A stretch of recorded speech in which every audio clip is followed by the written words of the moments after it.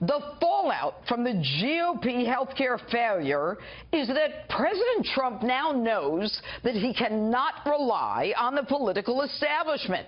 So now is the time for the 45th president to redefine and realign coalitions in Washington.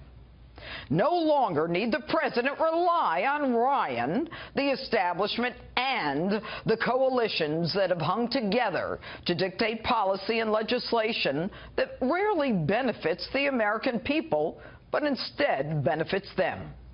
The truth? Washington, as you already know, is entrenched in establishment. K Street lobbyists control Congress with money and influence, who for too long have dictated the agenda of our legislature. And yet, for some reason, we believed that a president who had the House and the Senate could do almost anything. But on Friday night, we learned that elected Republicans weren't ready to take care of the people's business. Mr. President, Americans elected you because they believed you could shake things up. You gave Ryan and the establishment a chance. It's now time to create your own rules, your own coalitions. Forget about party lines, freedom caucuses, interest groups. Instead, rely on your instincts and your gut, which have always served you well. The ones that took you from the boardroom to that golden escalator that brought you to the White House.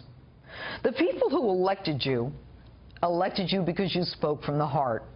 You spoke to them, and you spoke like them. They liked your unconventional style. They liked that you weren't like the politicians. All they want is jobs, food on their tables, and the ability to live safe and decent lives. They're not interested in the games that the people in Washington play, and they could care less about labels. Tomorrow is a new day, and there's much to be optimistic about. Neil Gorsuch, one of the most talented, respected, temperamentally suited justices nominated for the United States Supreme Court. The Keystone Pipeline has a permit and is ready to roll. There are troops on the ground like never before in Syria and Iraq. And ISIS, like you promised, is about to be squashed like the cockroaches that they are. Your executive orders are exactly what you promised. Jobs are being brought back to America, and the wall is starting to be a reality. Tax cuts and infrastructure are up next. You already know that you can't rely on members of your own party, because within that party are factions and caucuses and groups who would rather fight with each other than win for us. And I know you still believe in your speaker, but I'm thinking he either doesn't know how to count or he doesn't have a clue. We learned a lot about loyalty. We learned a lot about the vote-getting process. We learned a lot about some very arcane rules in, obviously, both the Senate and in the House.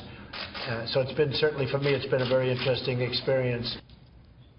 But now every group, every collective, every caucus is emboldened by their strength of 5 or 10 or 15. And the more they are emboldened, the more the party is weakened. So it's time for the man who campaigned under this banner to work his plan. It is time for that man to look out on the august body of Congress and decide who in that Congress, irrespective of the side of the aisle that they sit, is ready to work for the American people, not who wants to be a part of a clique, or who wants to be a hater, or who wants to be left or right. We've got to get back to who's willing to work for us. Reach out to them. We don't care if they're in a caucus, or if they're in a clique, or if they're on the left, or the right, the middle, or if they're hanging upside down like a bat from the ceiling. If you could make a deal with them to make America great, do it.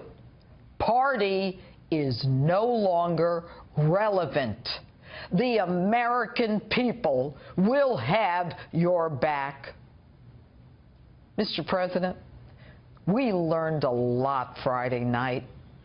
But what we already knew was you are the master of the art of the deal.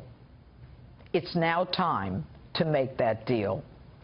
This is your time in history, your time to create a new paradigm outside all the boundaries of politics as we now know it. You, as the outsider we elected, are just the man to do it. And that's my open. Tell me what you think on my Facebook page or Twitter, #JudgeJeanine.